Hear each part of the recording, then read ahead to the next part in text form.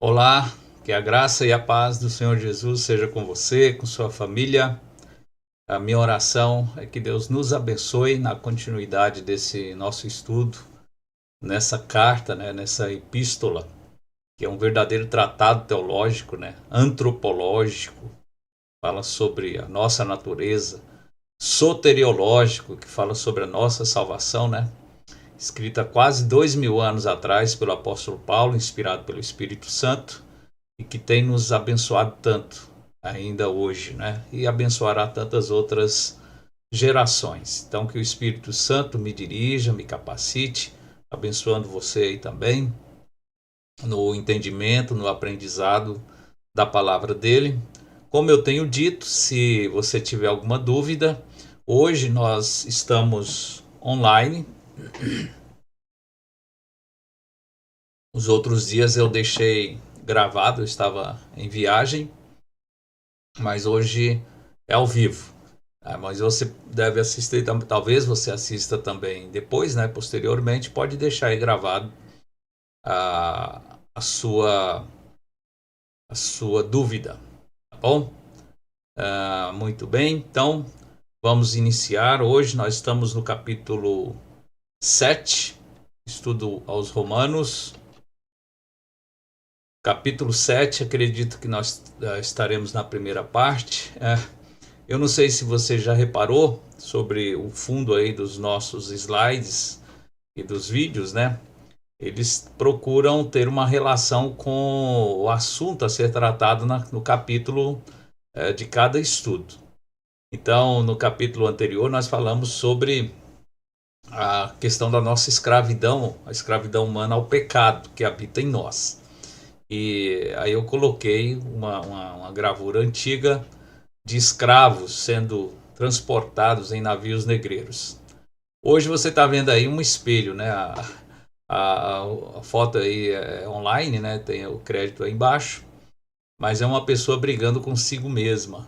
Então você vai entender o porquê eu coloquei essa figura. Mas antes, vamos fazer aquela recapitulação costumeira, dos estudos anteriores. No capítulo 1, nós estudamos sobre a necessidade do evangelho da salvação devido à natureza pecadora humana, a nossa natureza. Então, o evangelho é uma bênção, uma graça de Deus, tendo em vista a nossa natureza caída, pecadora. Capítulo 2, nós vimos que toda a humanidade é condenável e indesculpável perante Deus. É um estado de condenação e não há desculpas, não há apologia. O homem não pode se defender diante de Deus. Essa é a descrição que o apóstolo dá também no capítulo 1, sequência do capítulo 2, o assunto. No capítulo 3, nós vimos que Deus é rejeitado, o Deus de Israel, rejeitado tanto por Israel quanto por pagãos, mas salva a ambos. Povo de Israel e pagãos, na visão de Israel, são os povos que não conhecem o verdadeiro Deus. Então ele salva ambos apenas pela fé em Jesus, tanto o povo da antiga aliança, israelitas, quanto o povo que vai entrar na nova aliança, os povos que não conhecem o Deus de Israel, o Deus da Bíblia. Capítulo 4, nós vimos que a salvação humana nunca foi por obras, mas pela fé no Salvador de Jesus, de Deus, Jesus que é o Messias. Então, como é que as pessoas foram salvas anteriormente, você deve assistir aí os capítulos anteriores, os vídeos anteriores. Capítulo 5, nós vimos sobre os efeitos, a causa e o modo da justificação ou salvação. Essas palavras justificação e salvação, teologicamente, são sinônimas. Então, os efeitos, a causa e o modo da justificação ou da salvação de Deus pela fé em Jesus. Então, quando eu falo aqui de salvação ou justificação, então eu estou falando desses dois efeitos, salvação e a justificação, tanto efeitos da nossa fé em Jesus.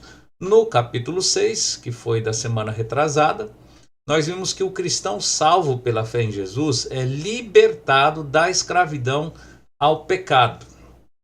Então é isso aí que nós vimos nas aulas ou na aula anterior. E o tema então do capítulo 7, e isso aqui é tão importante, sempre foi, né? Mas há épocas, né, em que determinados ensinos, até mesmo dentro da fé cristã, nós temos várias vertentes, né, dentro da fé cristã, né? Quando nós falamos a partir da Reforma, né, a fé protestante cristã, a fé romana ou católica, né? Depois, a partir do meados do século XX, início do século XXI, nós temos as igrejas neopentecostais, né? E o surgimento das megas igrejas, né? E tudo isso até tem a ver com as profecias da Escritura Sagrada. Então sempre há algum ênfase em alguma teologia. Mas a questão que a gente trata e que passa por todas as épocas, e se você é um cristão, um crente, ou um cristão de alguma denominação, você já experimentou fracassos, né? E eu também, no nosso caminhar cristão.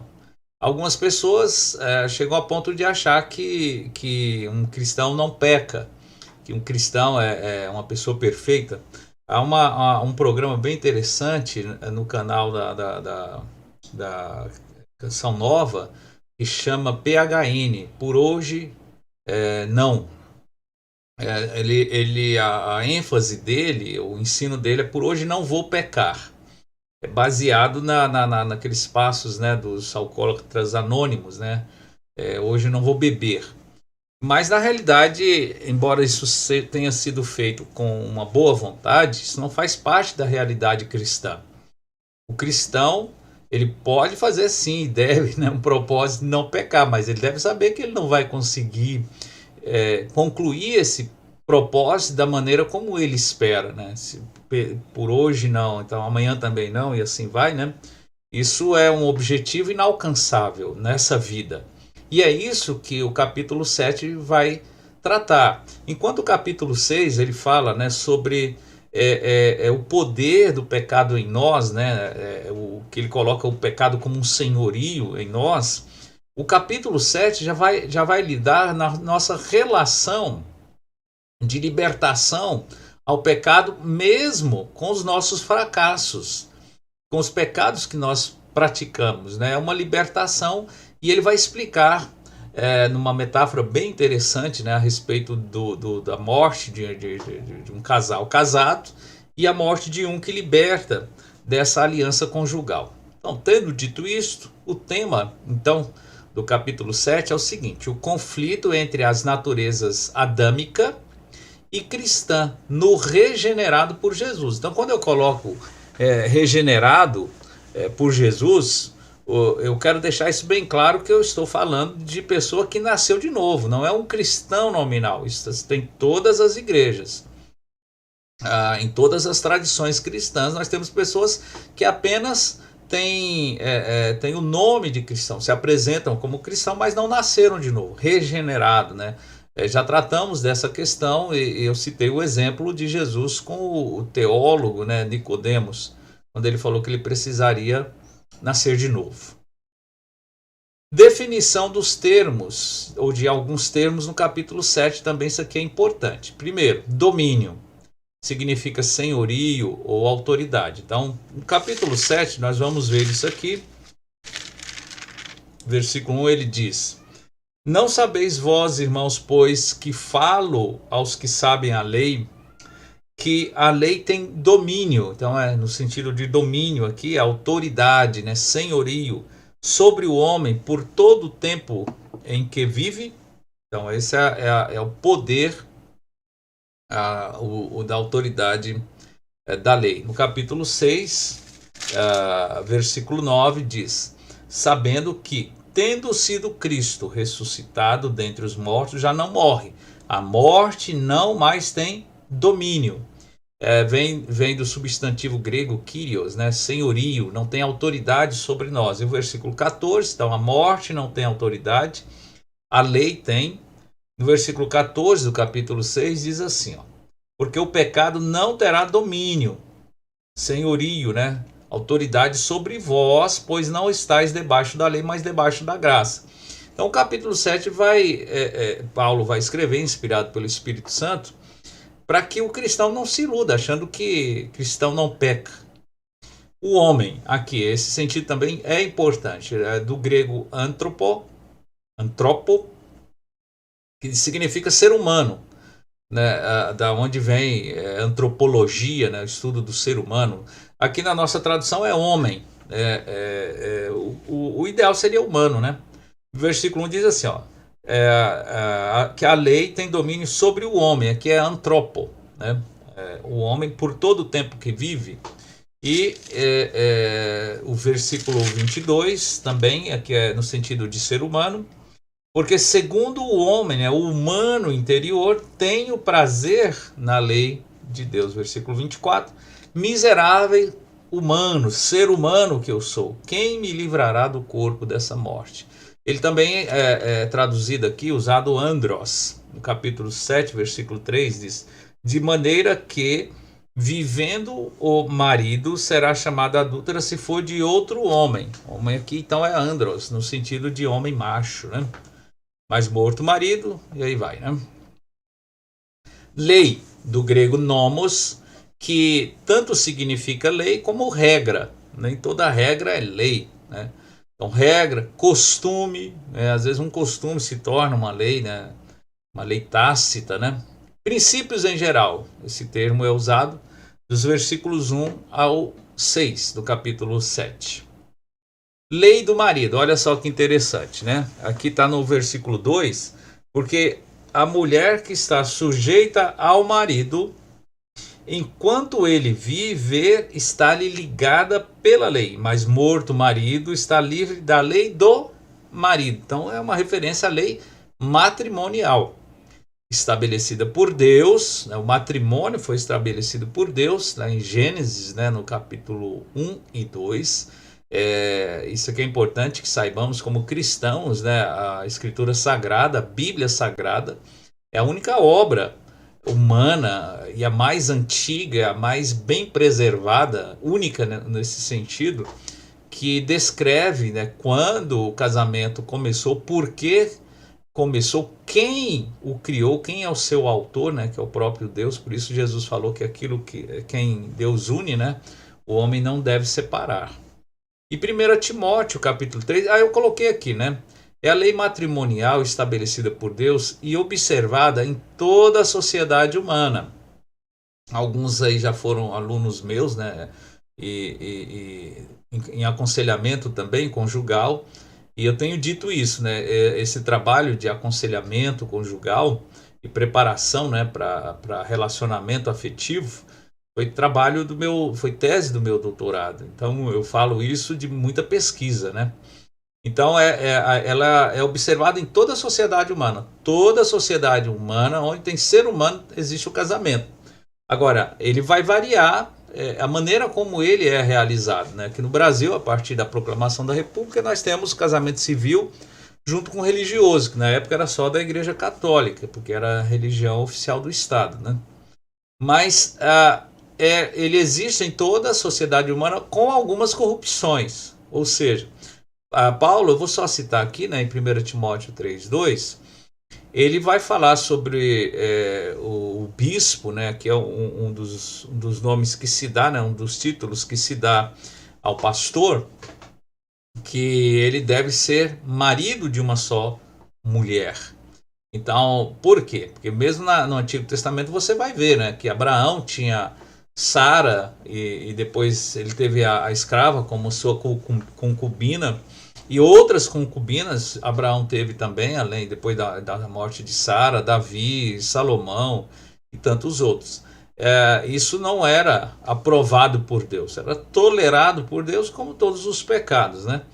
E que dentro da fé judaica ele vai ser, entre aspas, assim, extirpado depois que eles voltam da Babilônia, depois que eles aprenderam, né, apanharam de Deus, né, foram disciplinados, então aprenderam que o casamento é monogâmico. Então vamos lá, né? Então aí nós temos aqui, então quando Paulo fala sobre a lei do marido, havia já a lei também, dentro da lei romana, questão do casamento, do divórcio e tudo isso aí.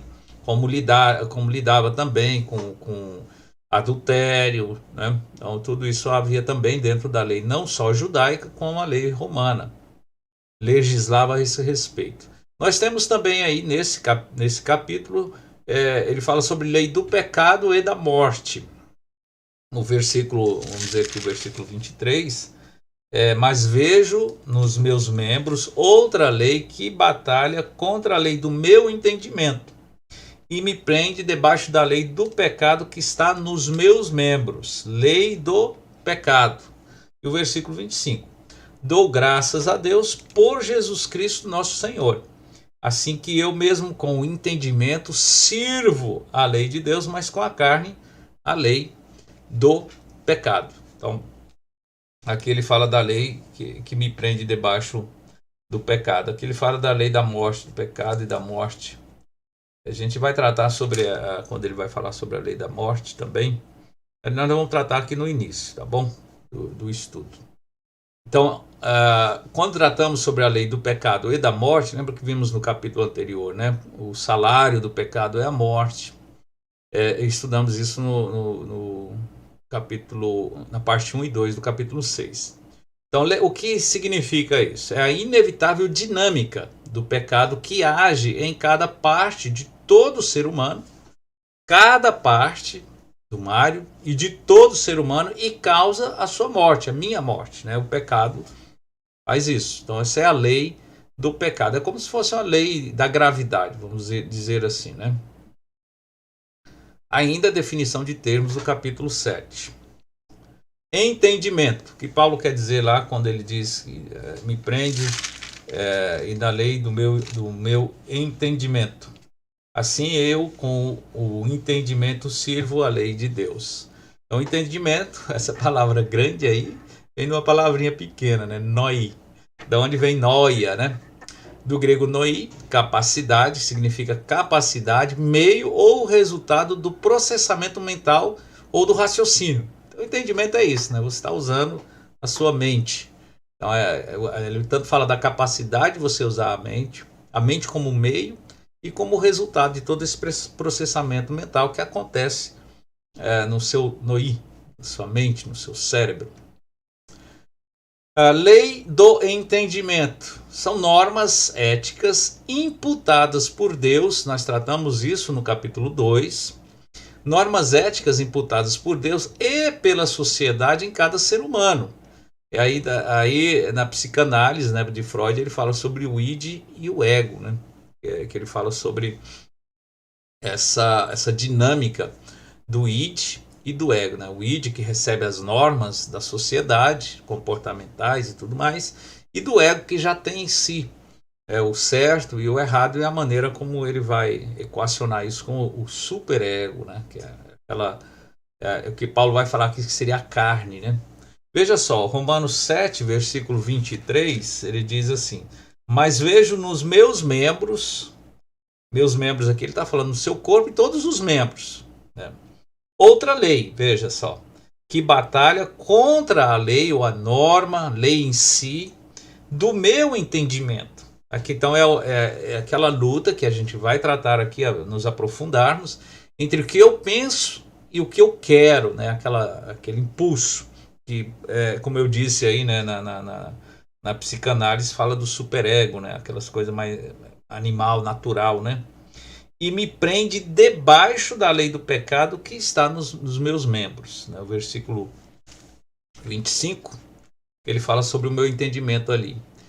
E temos ali em 1 Coríntios 9, versículos 19 a 22, depois você pode ler lá. O que Paulo vai dizer lá? Ele vai falar, lembramos que Paulo era um judeu e da seita, lá existia seita no sentido daquele período lá, da época de Paulo, não é a mesma coisa de hoje, né? Seita é como um partido. Então, até hoje, lá em Israel, né, os judeus são ortodoxos, outros são ateus, né, outros são liberais. Mesmo dentro da fé cristã nós temos isso, né? Mas ele era do partido dos fariseus, que era o mais rígido, tradicional.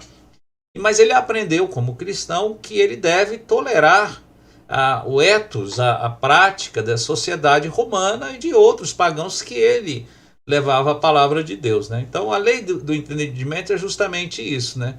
Aquilo que você entende, que você crê sobre e toda essa dinâmica na sua mente. Paixões, né? O capítulo 7 ainda, né? No versículo 5 diz: porque quando estávamos na carne, então, Paulo fala está na carne aqui, ainda está naquele estado antes da conversão, antes da regeneração. Quando estávamos na carne, as paixões do pecado, que são pela lei, que vêm, né, pela lei, depois vamos tratar disso, operavam em nossos membros para darem fruto para a morte. Lembra da lei do pecado e da morte? Então, paixões é do grego patos, e é um forte desejo. Ele é até colocado como patologia, né? Algo maléfico às vezes, né? Sentimento ou dor naturais, né? A patologia, né? Como colocamos aí. A carne é do grego sarkos, é o corpo e ser humano naturais, né? Estávamos na carne, né? Com essas paixões naturais, né? E às vezes comparada dos animais, né? O desejo de comer, de beber, de relações íntimas, né? Que às vezes nós vivemos, e esse termo, né, de como animais irracionais, Pedro vai usar esse termo, né, que o ser humano às vezes age. Não que mas que age como, né?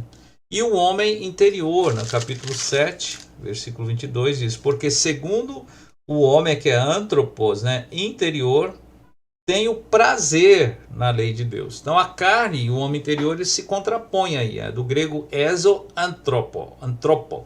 É o ser humano não carnal. A soma, soma é corpo, né, somática, né? A soma da sua alma, espírito, consciência, ética e moralidade, já de um cristão regenerado que tem essa luta, né, que ele tem a carne natural e esse homem interior aí, né, que tem essa luta. Agora é como se fosse o superego e o id, o ego aí tenta equilibrar toda essa relação, né, segundo Freud. E o próximo aí, o resumo então do capítulo 7. Deixa eu colocar aqui, deixa eu fazer uma alteraçãozinha aqui para que a gente não dê spoiler, né? Tá a mão aí. Tem jeito, mesmo depois que a gente faz uma revisão, né? Ainda acontece. Ok, deixa eu ver como é que tá saindo ali. Ok, vamos lá. Deixa eu ver aqui, pelo menos não apareceu nenhuma mensagem. Vamos continuar. Resumo do capítulo 7. Então, resumo, depois nós vamos entrar nesse capítulo. Todo ser humano vive até a morte sob regras e leis. Então ele vai tratar isso no capítulo 7. Depois a gente vai ler. Lembrando que isso aqui é um resumo. Então, ele vai começar o capítulo 7 falando sobre isso. Todo ser humano vive até a morte sob regras e leis. Não tem como escapar disso. Mesmo que vá para o meio do mato, ele tem regras, porque tem leis naturais, né? Depois dos versículos de 1 a 4, versículos 23 e 25, Paulo vai fazer a analogia, um paralelo entre a lei matrimonial, o adultério, a viuvez e a relação do cristão com a lei de Deus e a lei do pecado. O que ele vai dizer? Ele vai mostrar na mente, bem interessante isso, o Espírito Santo então move Paulo, porque o que ele vai fazer aqui? Como ele vai tratar sobre o assunto, como o cristão lida com seus desejos pecaminosos, concupiscências, né, que ele trata essas paixões fortes, né, e prejudiciais às vezes, aí ele vai usar essa analogia. Ele vai falar que o cristão está casado ou com o pecado ou com Cristo. E a questão do adultério, que é uma quebra da lei do matrimônio, a viuvez, né, que permite então que extingue a lei matrimonial e permite que obviamente o viúvo se case sem adulterar. Então ele vai fazer essa analogia, né, do cristão com a lei de Deus e a lei do pecado. É bem interessante isso. Esse exemplo é perfeito, é óbvio, né, que é perfeito, é de Deus, né?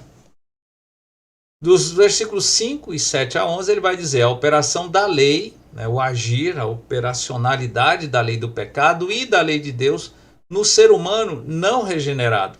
Como o ser humano não regenerado lida com a lei de Deus, como a lei opera nele, aqui são palavras do próprio Paulo, né, do testemunho dele.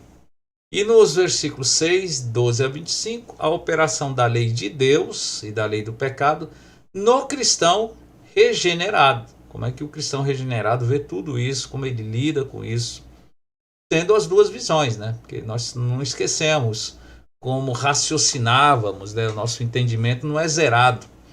Como nós raciocinávamos antes do pecado e depois do pecado. Muito bem, então vamos dar continuidade aqui. Vamos entrar no capítulo 7 em si. O cristão morreu para o pecado quando creu em Jesus Cristo. Então nós vamos tratar aqui dos versículos de 1 a 4. O tema central aqui, o assunto central é: o cristão morreu para o pecado quando creu em Jesus Cristo.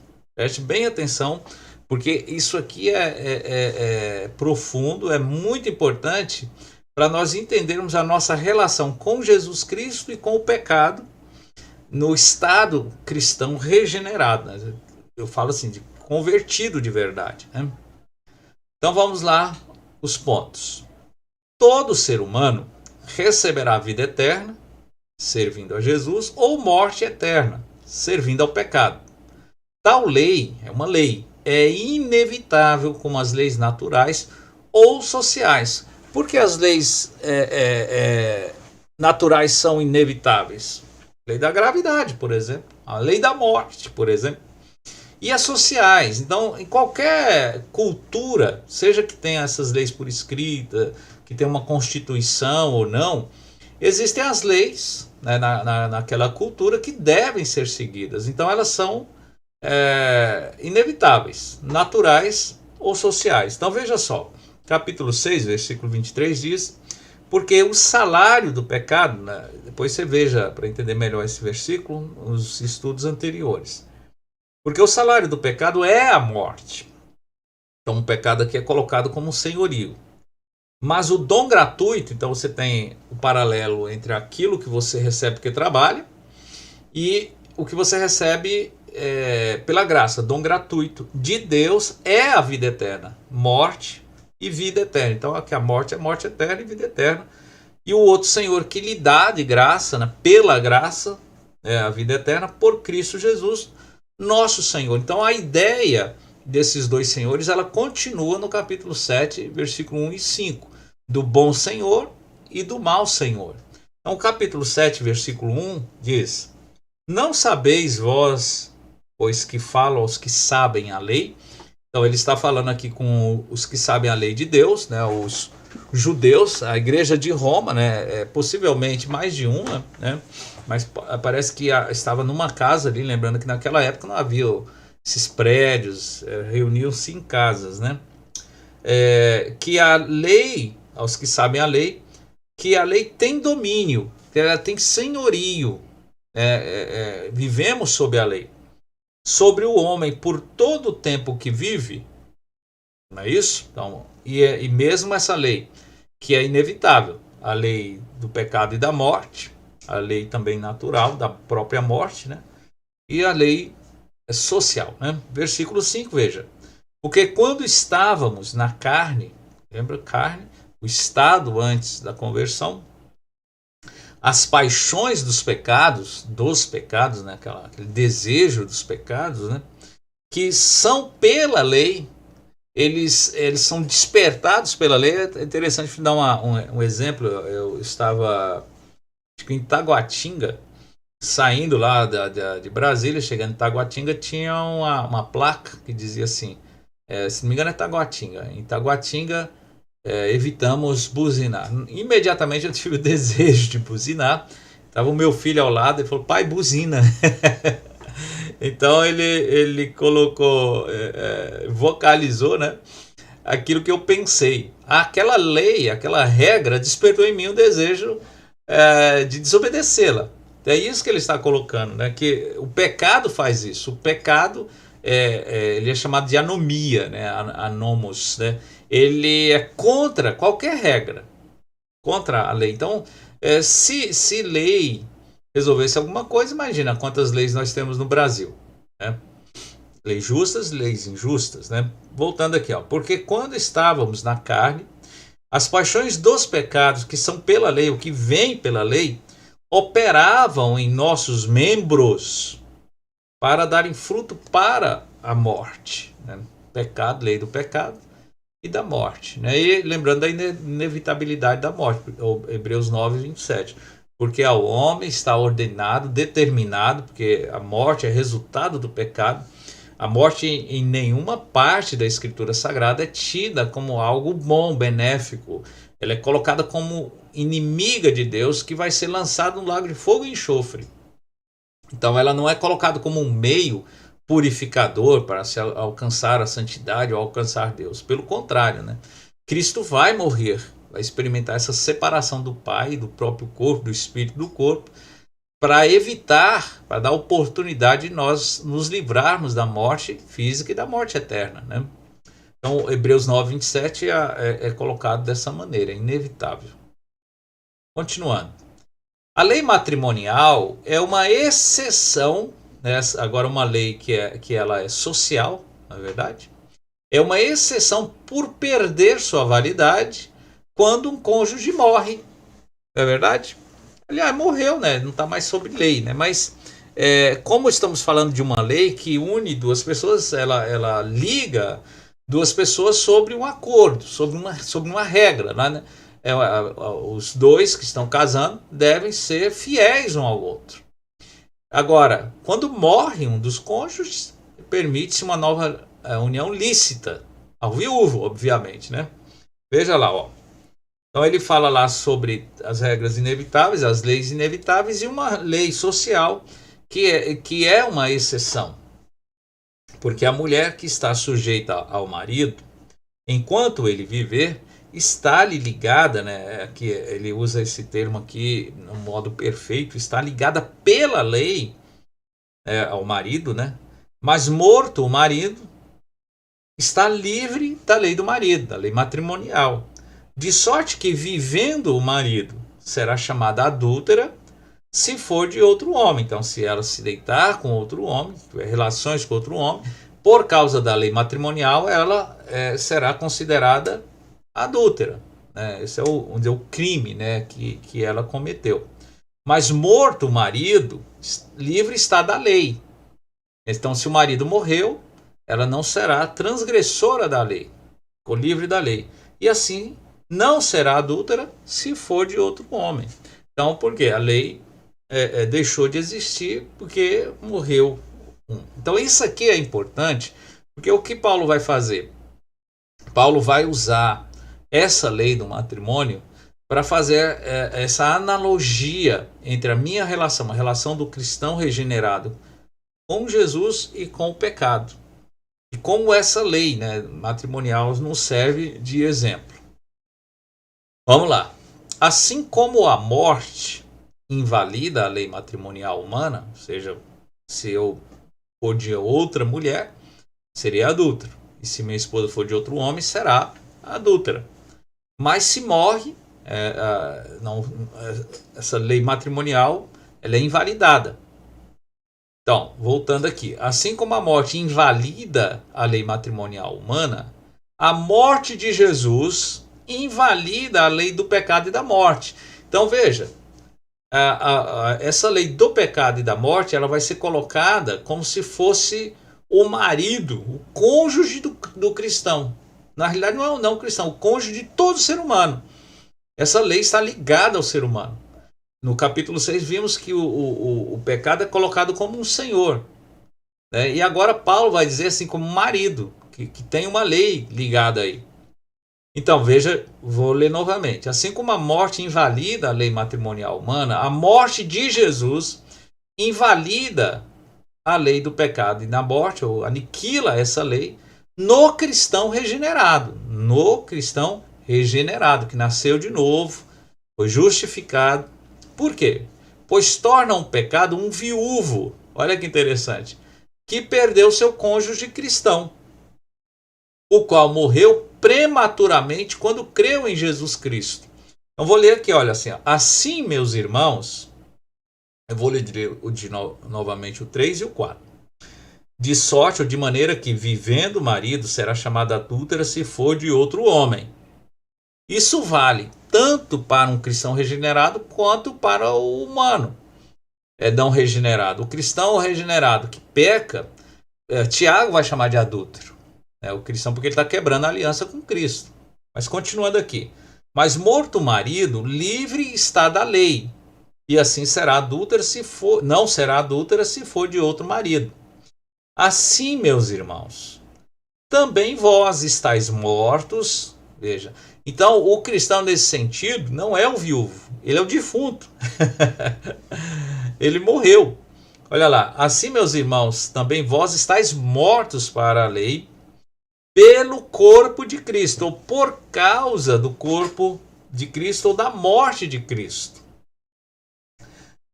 para que sejais de outro. Então, para que eu me case com outro. No caso ali, para que seja de outro. Daquele que ressuscitou dentre os mortos, o próprio Jesus, né? A fim de que demos fruto para Deus. E é interessante que o fruto aqui é o resultado da união conjugal, né? É a luz, dá luz. Você gera o fruto para Deus, né? Então, que tem o fruto do Espírito, né? E até mesmo a gente pode dizer, né? Se falarmos como pai e mãe, né? Os nossos filhos, nós queremos que eles sigam os nossos passos de fé. Então, é bem interessante aqui, né? Quando o crente, então, crê em Jesus, ele, segundo a Escritura, e o próprio Jesus fala, né? Porque Cristo vai morrer por nós. Vimos isso aí também, né? Em Romanos capítulo 5, né? Essa analogia que somos feitos pecadores em Adão e morremos, e em Cristo somos justificados e temos vida eterna. Então, aí nessa analogia, né, nessa nossa ligação com Cristo pela fé, aí nós morremos. O pecado ficou viúvo naquele momento ali, né? Agora, vamos dar continuidade aqui porque é importante. O cristão morreu para o pecado, mas o pecado ainda vive no cristão. Veja, o cristão morreu, o pecado ainda está vivo. Aqui é óbvio que ele vai sair da analogia objetiva, né? Porque se morreu, está enterrado. Mas o cristão não está enterrado. Lembrando que morte, no conceito bíblico, é separação, não é extinção. Porque o pecado ainda vai habitar em nós. Mas vamos dar continuidade aqui para nós entendermos melhor. Jesus, contudo, então, ressuscitou. Ele morreu por nós, nós morremos com ele, né? A identificação, quando cremos, né? Ele morreu pelos nossos pecados, morreu a nossa morte, já estudamos nos vídeos anteriores, né? nas lições anteriores. Jesus ressuscitou dentre os mortos, ele não só morreu, ressuscitou dentre os mortos a fim de dar também nova vida ao cristão. Então, assim como nós somos identificados na morte, somos identificados na ressurreição. Romanos capítulo 5. Dar nova vida ao cristão, pelo qual ele também morrera. Ele morreu e ressuscitou. Do qual, isso é, do cristão, o que ele espera? Da pessoa que crê nele, que ele morreu e ressuscitou, está vivo hoje. Ele espera uma nova vida. Uma união eterna e frutífera. Por que a união eterna? Porque Cristo não morre mais e nós também nós temos vida eterna. O salário do pecado é a morte. Mas o dom gratuito de Deus é a vida eterna com Cristo Jesus, nosso Senhor. Então, essa aliança é eterna. Não pode mais ser quebrada. É graças a Deus. Veja lá, então, o versículo 6. Mas agora temos sido libertados da lei. Lembra da lei que nos liga ao pecado ali, né? Tendo morrido para aquilo em que estávamos retidos, trancados, né? Cada lei que nos uniu ao pecado, para que sirvamos em novidade de espírito e não na velhice da letra. É interessante Que é importante que a gente entenda que quando ele fala novidade de espírito e não na velhice da letra, é como um casamento sem amor, um casamento que foi feito apenas por alguma razão que não seja de fato amor, e que nem existe amor. Pode, às vezes alguém casa sem amar e depois ama, né? Pode ser que isso aconteça, mas o que ele fala aqui é que é novidade de espírito, é uma união com Cristo, é uma união viva, alegre, que dá frutos, né?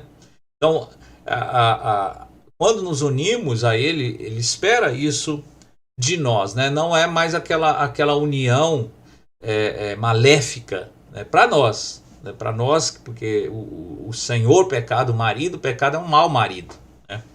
Veja só lá, o versículo 24 e 25, quando ele fala aqui, ó.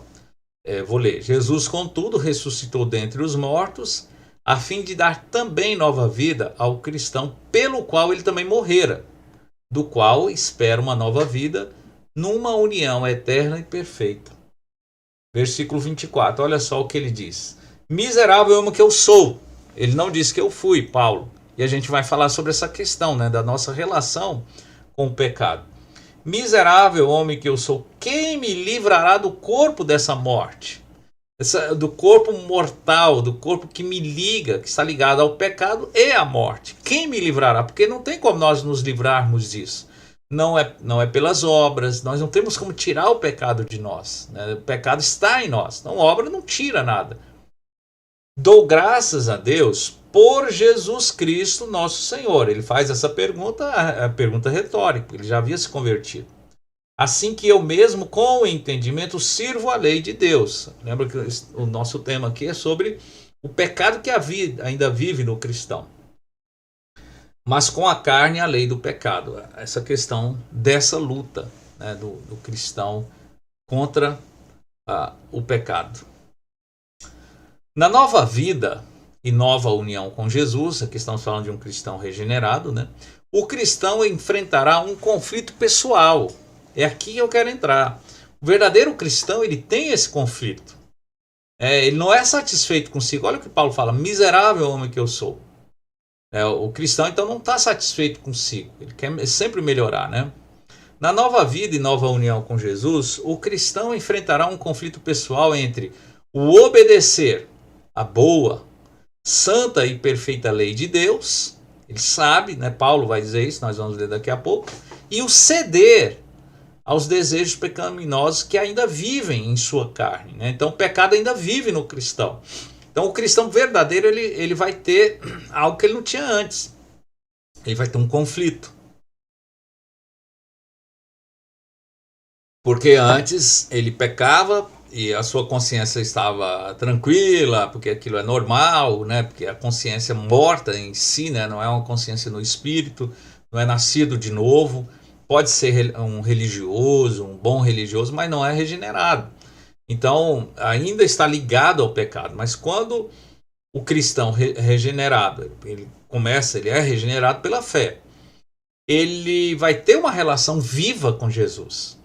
Então, ele vai ser mudado. Não é as pessoas que vão mudar, não é as pessoas que vão cobrar daquele cristão regenerado uma mudança. Isso é fruto. Isso vai fluir dessa relação com Jesus, né? De querer agradar a Jesus, por quanto Jesus morreu por ele, né? Veja lá o versículo 7, olha só. Que diremos, pois, quando ele fala sobre que queremos andar em novidade de vida, novo casamento, com amor, com tudo novo, e não na velhice da letra, né? Que é aquela religiosidade seca, sem graça, né? Um casamento sem amor. Que diremos, pois, é a lei pecado? Ele fala da lei de Deus, né? De modo nenhum, lei, né?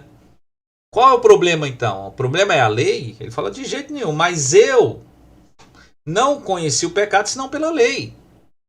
Porque eu não conheceria a concupiscência se a lei não me dissesse não cobiçarás. Então é interessantíssimo isso aqui, né?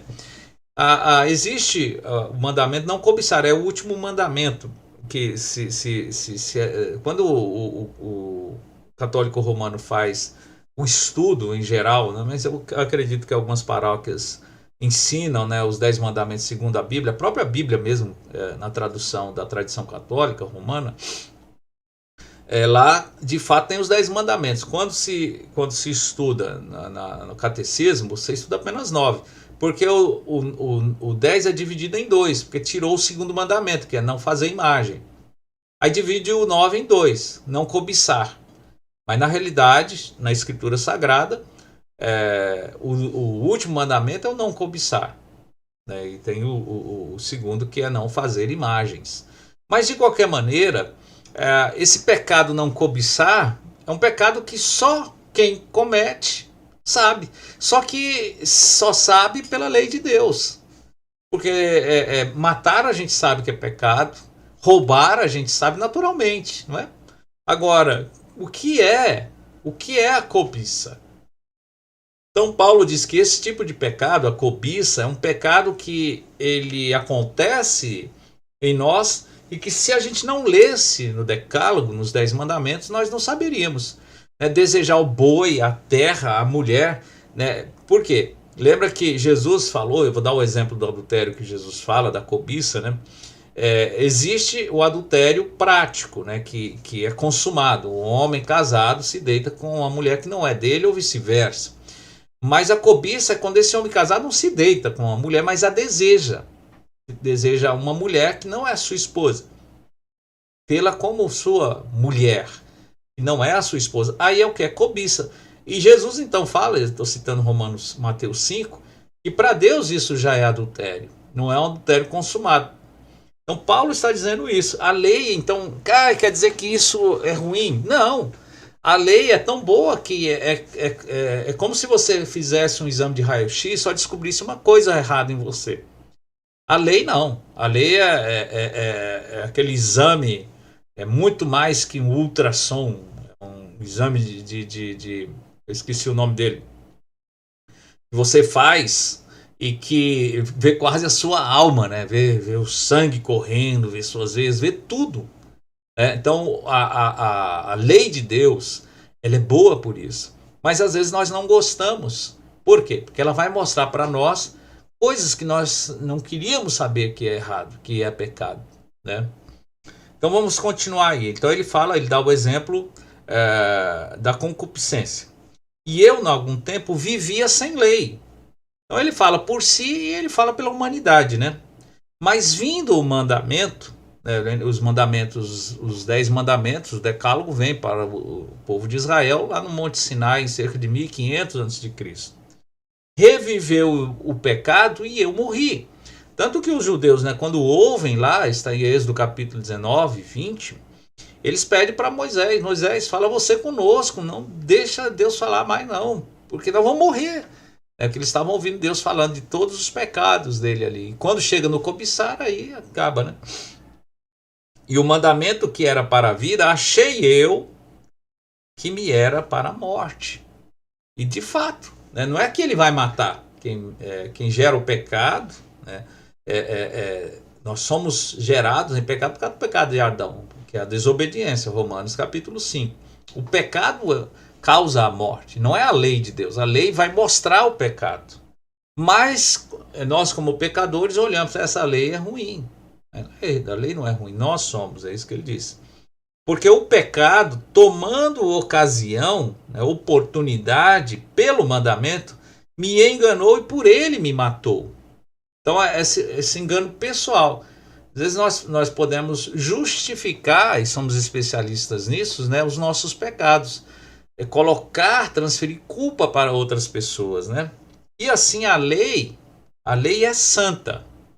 O mandamento santo, justo e bom. Obviamente não está falando de lei romana, muito menos a lei brasileira, né? Aí ele faz uma outra pergunta. Logo tornou-se o bom em morte? Quer dizer, a lei de Deus, ela se corrompeu em algo que me mata? De novo ele fala, de modo nenhum. Mas o pecado, para que se mostrasse pecado, do jeito que ele operou em mim a morte pelo bem. Ele usa o bem para operar a morte. Lembra? Desejo da transgressão. Já pensou se todos fossem fiéis, se ninguém falasse mal um do outro, nem mentisse, desse mau testemunho a respeito dos outros, não assassinasse ninguém, se todos os filhos obedecessem os pais, se todos descansassem um dia na semana, o patrão aceitasse tudo isso, né? Isso é só o decálogo que eu estou citando alguns. O pecado operou em mim a morte pelo bem, a fim de que pelo mandamento, então aqui a propósito do mandamento, o pecado se fizesse excessivamente maligno, que se mostrasse excessivamente maligno, e não simplesmente uma coisa à toa, como muitas pessoas acham, né? Porque bem sabemos, agora ele fala como cristãos, que a lei é espiritual, né? É dada por Deus, para o nosso espírito lida no corpo com ela. Mas lembra que o pecado, né, tomou conta de tudo. A lei é espiritual, mas eu, agora sou, ele não falou eu sou carnal, vendido sob o pecado. Vendido no sentido de que é como se fosse um casamento feito devido a alguma dívida, alguma coisa nesse sentido. Então, vendido sob o pecado. Então é inevitável ao cristão o experimentar fracassos e decepções em sua nova vida, tendo em vista o pecado ainda habitar nele. A luta entre o bem e o mal da vontade pessoal é constante no cristão. É muito comum às vezes você ouvir cristãos falar: depois que eu me converti, nasci de novo, as coisas pioraram. Não é que pioraram, é que nós estamos vendo as coisas como elas são. A sensibilidade ao pecado é maior no cristão regenerado, enquanto que para outros não. Por isso que a Bíblia vai dizer a Amós, né, sobre o jugo desigual, né, também Paulo fala sobre isso, que são valores que o cristão tem e limites que ele não ultrapassa que outras pessoas ultrapassam. Mas não é porque a vida piorou. Nós estamos vendo a vida exatamente como ela é. Porque bem sabemos que eu sou carnal. Sabemos que a lei é espiritual, mas eu sou carnal, vendido sob o pecado. Então, olha só, sobre fracasso. Olha que o São Paulo, entre aspas, diz: porque o que faço não o aprovo. Pois o que quero, isso não faço, mas o que eu odeio, isso faço. O que eu não quero, ele está falando dele, dos fracassos pessoais. Mas lembra, ele não está justificando, ele está constatando essa luta cristã, né? Por quê? O cristão morreu para o pecado, mas o pecado ainda vive no cristão. E se faço o que não quero, consinto com a lei que é boa. A lei é boa, que não quer, eu não devo mentir, não devo adulterar. De maneira que agora já não sou eu que faço isso, mas o pecado que habita em mim.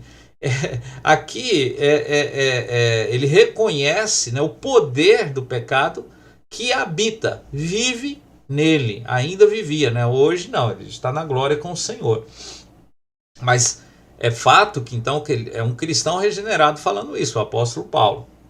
Porque eu sei, então eu sei por quê? Porque agora eu tenho o Espírito Santo e consigo ver.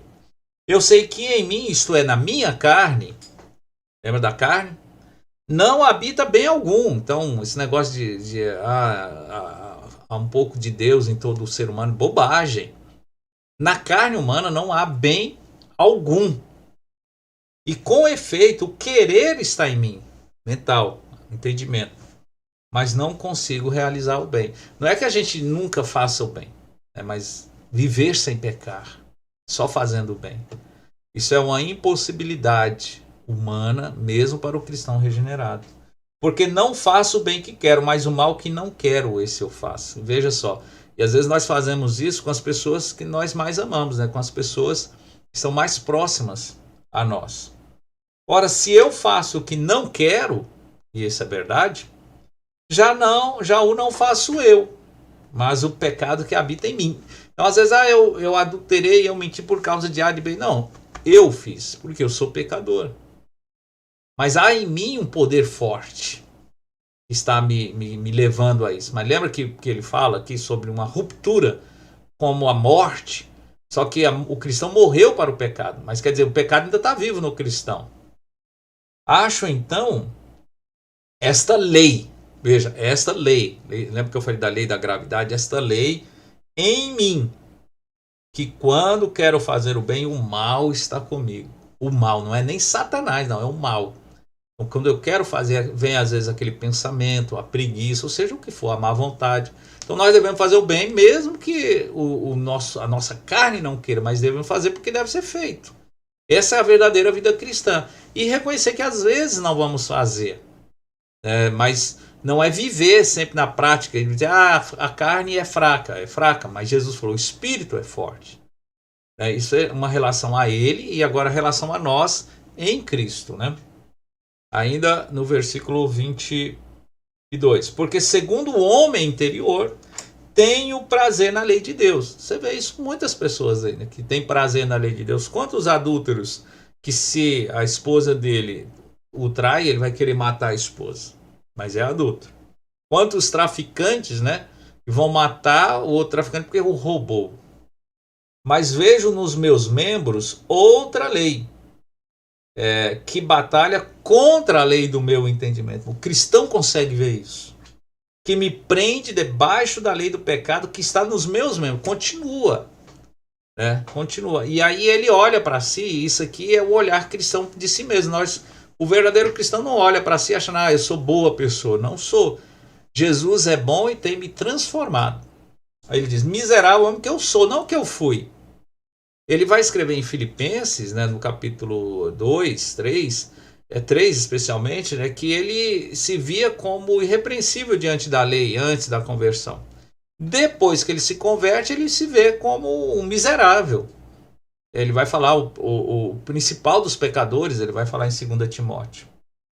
Quem me livrará do corpo dessa morte? Então esse é o desejo do cristão, queria sair desse corpo. O não regenerado, ele está satisfeito. Ele continua em todas aquelas paixões, aqueles vícios indignos, tranquilo. O cristão, às vezes, numa pequena falha, né? Ele deseja essa mudança. Então, o cristão morreu para o pecado, mas o pecado ainda vive no cristão. A gente terminando aqui. Embora o cristão esteja morto para o antigo marido, o pecado, lembra? Ele morre. O cristão, o pecado está vivo nele. Ele, o pecado, é o viúvo que ainda vive no cristão morto e continua a lhe dar ordens. Continua a dar ordem para o defunto lá no caixão. Cabe ao cristão resistir ao pecado, pois morte é separação, não é extinção. Então lembra, estudamos já esse conceito anteriormente, né? Tanto no capítulo 5, capítulo 6, que morte no conceito real, bíblico, é separação, nunca é extinção. Já lemos aí todo o capítulo, né? 17 a 21. Ele vai falar do pecado que habita em mim. Então não vamos ler de novo. Eu vou só lembrar aqui, depois você pode ler os versículos, né? João 5, 24, quando Jesus fala, na verdade vos digo que quem ouve a minha palavra e crê naquele que me enviou, tem a vida eterna, presente, não entrará em condenação, futuro, né? Ele já está garantindo o perdão, porque ele tanto é salvador quanto é juiz no juízo final, mas passou da morte para a vida. Marcos capítulo 4, versículo 16 vai dizer que aqueles que estavam sentados à sombra da morte, a luz raiou. A luz raiou, a sombra da morte, assentado, uma posição, é um estado. E o Apocalipse 20, 12 a 15, isso aqui é importante. E aí vamos entender sobre o conceito da morte, né? Se alguém falar, morreu, acabou tudo, é um humano mortal, pecador, mentiroso, dizendo que a Bíblia está errada, né? Então, quem é que você vai crer? Naquele que é o seu juiz ou naquele que vai ser condenado, né, pelo juiz supremo?